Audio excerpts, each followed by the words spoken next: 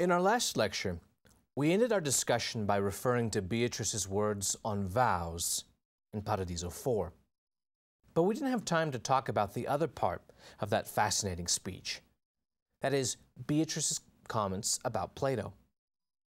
Why is Plato being brought up here? Well, it's because in the Timaeus, the only Platonic dialogue Dante might have read, Plato says that just souls, upon death, return to that portion of heaven wherein their souls were sown.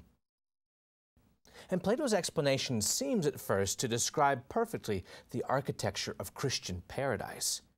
After all, the pilgrim sees that the souls who broke their vows reside within that most changeable heavenly body of all, the moon, ever waxing and waning. Dante finds lovers in the heaven of Venus, Christian knights in the heaven of Mars, kings in Jupiter, and mystics in Saturn.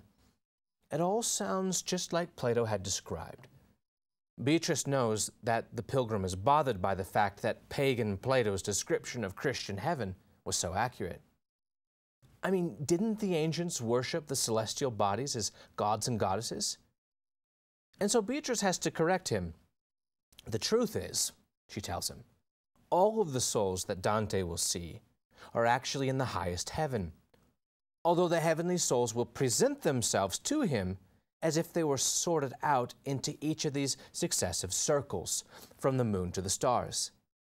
Thus Dante's journey, in a way, is a kind of poetic fiction given to him in order to help him better visualize how the saints in heaven, quote, enjoy sweet life in differing measure, as they sense less or more of God's eternal breath. Beatrice continues, "It is necessary thus to address your faculties, since only in perceiving through the senses can they grasp that which they then make fit for intellect. For this reason, Scripture condescends to your capacity when it attributes hands and feet to God, but has another meaning." In other words, Dante's view of heaven is fundamentally poetic, but it's one of those fictions which is not false, a non-false error, as Dante liked to say. All of the souls cooperate for the benefit of the pilgrim, cooperate to create a vision which will help him understand the reflective capacity of the souls therein. From this perspective, then, the souls form a kind of great medieval drama, a kind of huge medieval mystery pageant. But in this play, the souls form both the actors and the stage for the play. This vision, then, this non-false error, is one of many ways in which the invisible truths which govern reality, such as the soul's inner capacity to absorb the presence of God, are translated into a concrete vision to help the pilgrim, and us, understand. Dante is the poet of incarnation, of giving a concrete physical vision of spiritual reality. When the pilgrim moves into the next heaven, he's greeted in a way which recalls how he saw Picarda and the other souls of the moon. Quote, "As to the surface of a fish pond calm and clear, the fish draw close to what they see above them, believing to be their food, so I saw more than 1,000 splendors drawing toward us, and from each was heard, 'Oh, here is one who will increase our loves.' And as these shades approached, each one of them seemed filled with joy, so brilliant was the light that shone from them." It is true that Paradiso, in the midst of all this smiling and brightness, sometimes lacks drama. And it's also true that the backdrop for the action, made up of these heavenly souls, is more difficult to visualize than mud pits and rivers of boiling blood. But at the same time, Paradiso has its own charm and its own peculiar excitement. Here, Dante moves into the new heaven of Mercury and is immediately enveloped by 1,000 souls, surrounded in all directions.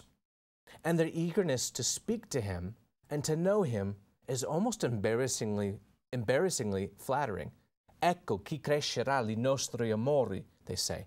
Here is one who will cause our loves to grow.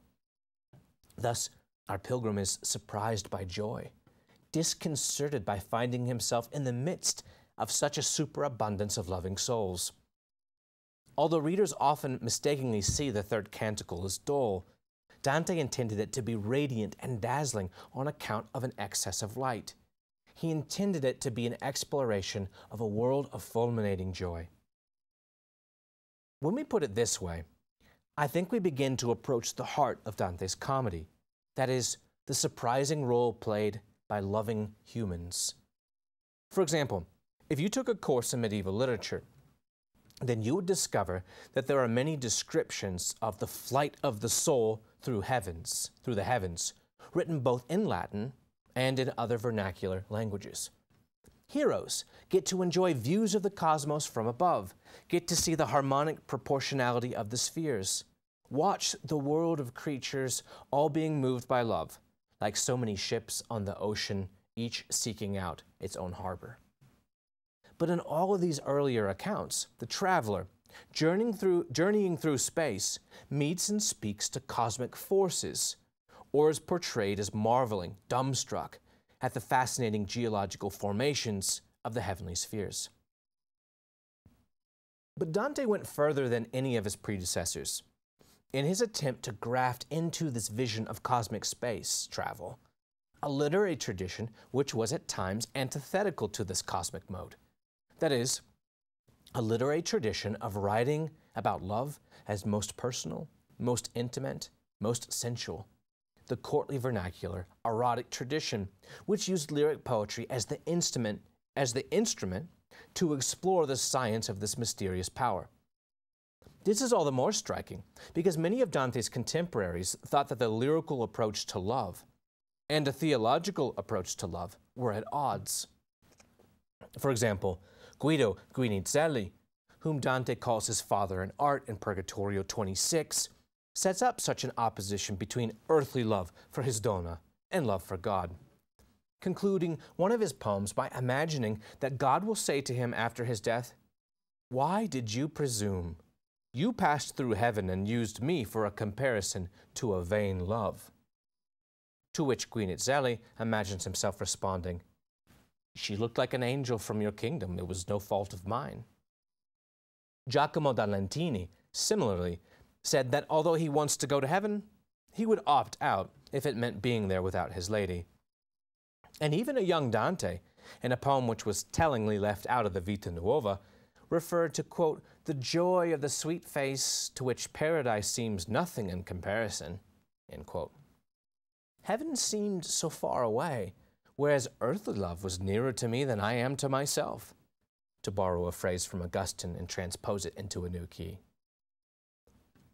Each of these poets had his trademark specialty, such as Cavalcanti, writing on the pain of love, or Guinizelli, writing in praise of beauty.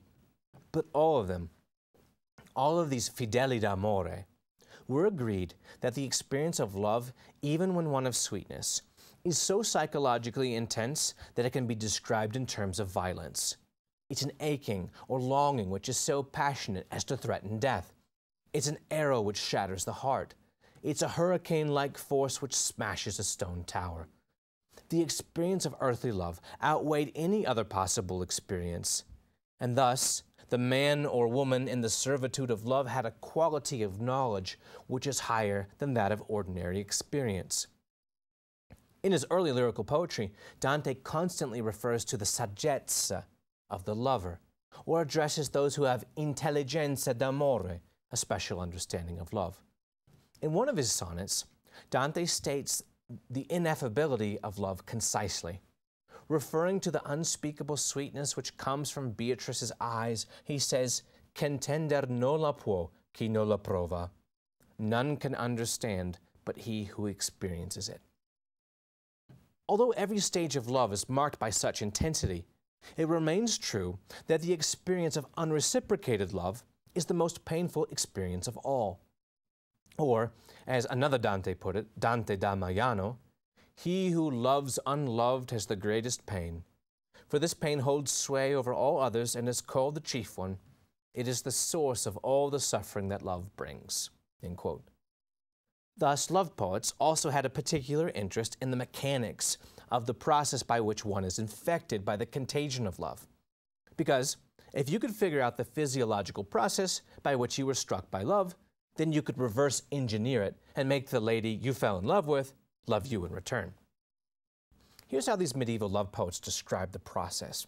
Light is sent forth from, generally, the lady's eyes. It enters through the eyes of the lover and then dangerously follows the channel down to the heart. Or as Dante describes in one of his famous canzoni, from her eyes, wherever she turns them, come fiery spirits of love that strike the eyes of whoever may be regarding her and pass inwards so that each one reaches the heart." End quote. Or as Dante wrote in another sonnet, under the influence of that poet from Bologna he admired so much, Guinizelli, "Then beauty appears in a woman worthy of love.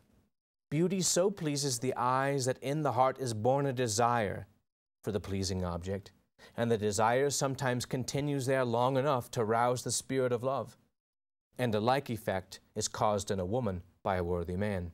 End quote. In yet another poem, the young lover Dante begs for some sort of salutation from his lady, and he thinks that this act of kindness is essential to rescue his heart, which is in a kind of psychological emergency room. In other words, the lover becomes obsessed with the task of trying to ignite in the beloved the same love which plagues him. The lover, having been touched, is consumed with an intense desire to insinuate himself within the heart of the beloved, and he rages and despairs until he is successful. Or to borrow one last time from the words of the youthful Dante, the lady, quote, "kindled a fire in my mind through the beauty that I saw. And then, by the action of a fiery spirit, you quickened a hope that partly heals me when you smile at me. Ah, do not heed my trusting hope, but consider rather the great desire that burns me." End quote. If you think back to Inferno 5, the canto of Paolo and Francesca, then you can recognize that this is clearly the cultural and chivalric background for their adulterous affair. In fact, in Canto 5, Dante puts Guinizelli's own poetry into the mouth of Francesca, who says, "Love, quick to kindle in the gentle heart, seized this man with the fair form taken from me. More than once that reading made our eyes meet." End quote. Our eyes meet. That was the problem. But it comes as a great surprise when we hear all of this language of sparks and fires, radiant eyes and burning hearts everywhere in Paradiso. I'll come to that point soon, but first I want to talk about what might also come as a surprise. That is, that such passionate descriptions of the causes, effects, and ineffable experience of love are not the exclusive possession of the love lyric tradition. The Carthusian, Hugh of Balma, and the Victorine, Richard of St. Victor, both refer to the superiority of experiencia over scientia, that is, of experience over systematic knowledge. And 1 century later, Aquinas argues that from the very moment that someone moves into the magnetic field of the beloved object, he begins to feel its pull, and thus we can speak of love. Or as Aquinas puts it, quote, "The first change wrought in the appetite by the appetible object is called love." This is what Aquinas calls complacency. Although Aquinas' technical terms are distant from us, the sentiment is extraordinary and fresh. Immediately, as soon as I move within the spiritual field of a beautiful person or desirable thing, I begin to feel the pull of its gravitational force and begin to be affected by it. Or as Aquinas puts it, the beloved object submits the lover to, quote, "a certain adaptation to itself," end quote. And this gives rise to an inner movement of desire in the lover toward the object. The lover then has awakened in him a longing for union, and he is now driven by the desire. In fact, Aquinas says, the lover is not satisfied with a superficial apprehension of the beloved, but, quote, "strives to gain an intimate knowledge of everything pertaining to the beloved, so as to penetrate into his very soul," end quote. Ecstasy, too, is an effect of love, which Aquinas describes as being overcome by violent passion or madness. It takes place, quote, "when that power is borne towards something else, so that it goes forth from itself," End quote. At the same time, zeal arises, a kind of wild-eyed Pyramus and Thisbe-like anger, which looks for ways to surmount all obstacles. And finally, Aquinas points out, there's a certain bodily change, which can be hurtful when love is excessive. But even this, he says, has benefits. It's in light of such striking descriptions of the effects of love that my colleague and friend Peter Kwasniewski warns against thinking of Aquinas' understanding of love as, quote, barren and technical, or as selfish, rationalistic, too Aristotelian, too pagan. It is really quite otherwise. Kwasniewski, commenting on an early draft of Aquinas' thoughts on love, points out, quote, the manner in which love really transforms the lover, how in Thomas's Dionysius-inspired words, it pierces him, wounds him, sets him aflame, places him out of himself, frees him from limits, melts him. How it divides the lover from himself in order to make his union with the beloved all the more perfect, in order to make him a perfect lover. Love not only builds up the union, it destroys whatever is incompatible with it. End quote. My point in all this is that these passionate words about the force of love, drawn from Aquinas, could easily be used to describe much of what was written by the troubadours and the stilnovisti love poets of Dante's age. On the level of doctrine, then, how the Italian courtly love tradition describes the experience of love, and how Aquinas describes the causes and effects of love, actually diverge but slightly from one another. Thus, we can see that these two overlapping traditions provided Dante with an extraordinary opportunity to bring together the beautiful theological accounts of love with that most passionate description of human relationships. A British scholar by the name of Tristan Kay, in his excellent new book, Dante's Lyric Redemption, which came out just this year, says this, quote, in both secular and religious culture, therefore, we find signs of an unlikely rapprochement between eros and spirituality. And in this process, the two spheres undoubtedly cross-fertilize one another.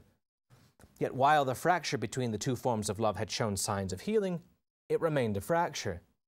Mystical theologians oriented themselves toward God, not a lady, while poets oriented themselves towards a lady, and then continued to feel anxious in doing so. End quote. In other words, vernacular love remains on the horizontal plane, theological love ascends on a vertical axis. Despite all the similarities we have pointed out, there is at least one other important distinction, a divide related to the different intended audiences. For clearly, even if by reading Aquinas you can get to the same core principles about the effects of love, the experience of reading Aquinas and the experience of reading lyric poetry could not be more different. The writers of vernacular poetry hope their readers would sigh, weep, feel a warmth in the heart, and eventually show compassion. In fact, this is exactly how lyric poets describe their intentions in the congedo, the concluding stanza of a canzone in which the poet addresses his poem. The reader is made to enter into an experience of messiness and confusion and rage, or of melting, burning, sweetness, and peace. In other words, lyrical poems are performative. They are the poet's tool for creating in you what's happening in me. It's this performative aspect of lyrical poetry which I think unlocked an extraordinary theological opportunity for Dante in the Paradiso, namely, the portrayal of a vertiginously dynamic reality in his heaven. Let me explain. In depicting his heaven, Dante conducted a kind of literary experiment. He imagined what it would be like if in heaven there were no longer any donne petrose, stony-hearted ladies, who remain aloof, or cold-hearted coy mistresses who have to be convinced. Indeed, in Paradiso, there are no longer lover and beloved, but rather all souls have gentle hearts, and thus are easily inflamed with love. As soon as you begin wooing a soul in heaven, you find that before you've finished, it's begun to try to ignite a new flame within you.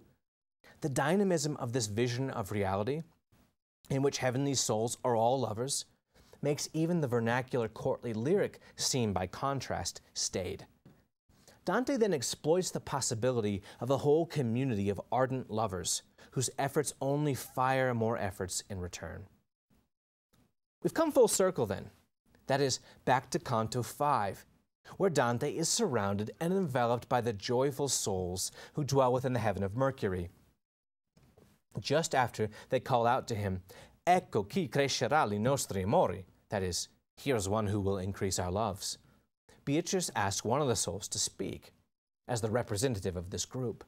This soul is the former Byzantine emperor Justinian, and when Dante speaks to him, the pilgrim can't help but notice how bright his soul has grown. Quote, "I clearly see you nest in your own light, and that you flash it from your eyes, because it sparkles when you smile. But I know not who you are, nor why you take your rank here." Justinian, who has been first to speak, seems delighted that Dante wants to know who he is.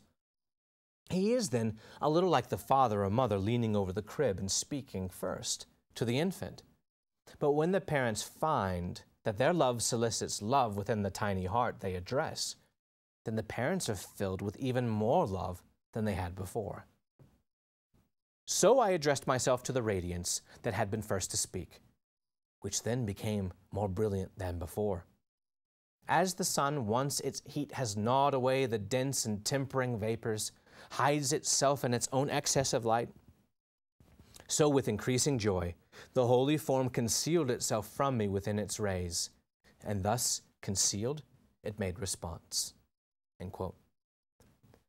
Fascinatingly, in a canzone Dante had written much earlier, the canzone Dante has Casella sing in Purgatorio 2, Dante referred to how the smile of the beloved, quote, "overpowers our intellect as a ray of sunlight overpowers a weak sight," end quote. Dante uses then an image to get at how a beautiful person conceals herself within her own radiance of light. In Paradiso, Justinian is described as acting just like this beloved.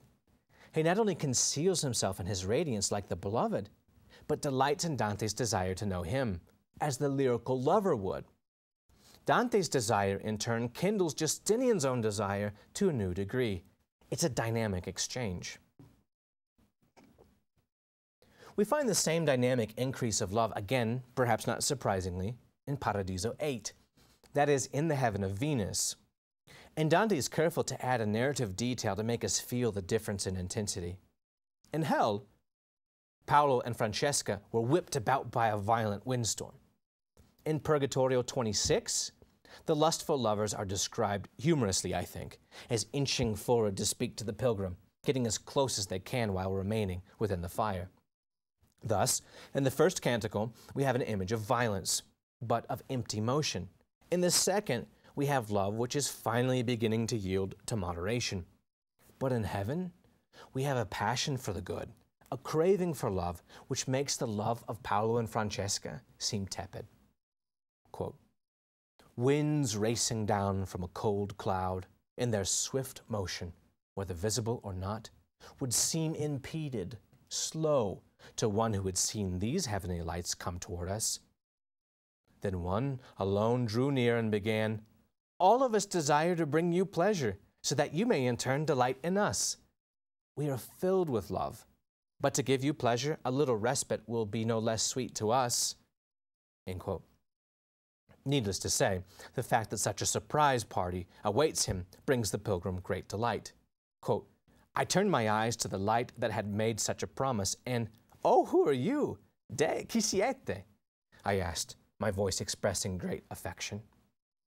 Dante's squeal of delight is again almost infantile in the purity of its gleeful response. But then this very joy, which was a response to the generosity of the first invitation, manages to add even more affection to the heavenly soul. Quote, "I watched the light grow larger and more luminescent as I spoke, with new joy added to its joys." End quote. In fact, the soul grows so joyful that once again it becomes hidden to the eyes of Dante. But there's more in the next terzine. When Charles Martel has finished his speech, Dante says, quote, "Since I sense that the deep joy your words have filled me with, my Lord, is seen by you as clearly as it's seen by me, there where every good begins and ends, my joy is greater, and I also hold it dear that you discern this as you gaze on God. You have made me glad. We have then a picture of heaven as a place in which souls are constantly and vertiginously falling deeper in love. Think about the different steps involved here. Charles Martel's speech brings the pilgrim delight. But when Charles observes that his speech has brought delight to Dante, his own joy increases because Dante's joy has grown. But when Dante further sees that his joy has produced joy, he claims then to be even happier than before.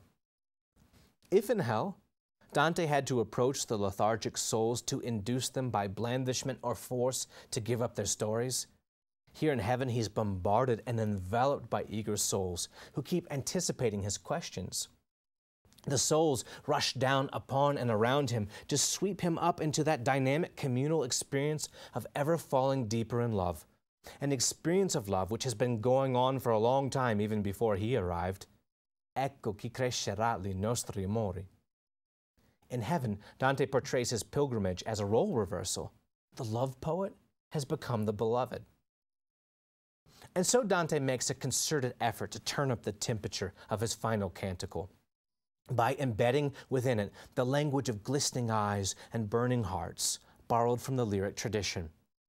For instance, Dante relates back in the Vita Nuova, one of his early works, his eerie dream in which love feeds his core ardendo, his burning heart, to an understandably hesitant Beatrice. But it's important to note that such images of burning do not disappear in the Paradiso. They grow more abundant. In the circle of the sun, Dante is surrounded by ardenti soli, burning suns, who encircle him singing and dancing. In other words, they perform a ballata with Dante in the middle. Dante will later refer to Cacciaguida's bow of ardent affection, to how ardente is the dolce amor, the sweet love, which issues from the eagle of justice. He'll refer to the ardente amore of Peter, James, and John, as well as to how Bernard turns his eyes with such affection to Mary that it makes Dante's eyes più ardenti, more burning. In fact, Dante uses the adjective ardente 11 times in Paradiso, only 2 times in Purgatorio, and not at all in Inferno. And if we widen the scope to include the verb to burn, ardere, we can still note that words of burning appear 2 times more often in the Paradiso than in the first 2 canticles combined. In our popular imagination, we think of the realm of Satan as sultry and hot. But if we follow Dante's insight, we should change the simile to cold as hell. For Dante, Paradiso is not only the place of more intricate music of polyphony, as opposed to the broken songs and warped instruments of hell. It's not only full of more smiles and laughter, but is also hotter and more radiant. And so the pilgrim has a kind of double growth. On the one hand, his eyes have to adjust to the brilliance of heaven. But at the same time, heaven has grown brighter than it had been a few seconds before. Or to put it another way, it's like a man who's running along a train track to jump on a train, which is not only moving, but moving faster than he is running. And so he has to somehow gain a boost of speed to get even with the train, even before the train continues to accelerate. If all that I have said is true, then you might be left wondering, what is going on in Paradiso 6, wherein Justinian, after greeting the pilgrims so joyfully and singing the praise of the flight of the Roman Empire through history, turns to pouring forth some more of that acidic rhetoric we have become accustomed to finding in the comedy. In fact, you'll discover a lot more of these moments as you continue to read in Paradiso, as if the more joy Dante gets to experience, the more irritated and discontent when he looks back down to earth, now so far beneath his feet, and sees our pettiness, our selfishness, our prideful insistence on hammering away at our own little plans, and our cold indifference to the good of our community. Dante looks down with disgust and pain. He aches to see man so dull and blind to the ocean of fire within which he now finds himself. He is then rather like Boethius, who looked up to the heavens with enthusiastic joy. But then when he brought his eyes back down to the sky, from the sky, and looked around him, his heart full of sorrow, he sighed and groaned to see his politically vicious world, the factions, the wars, the disease, the hatred, the pride, the envy, the avarice, the tumult of man's interior passions.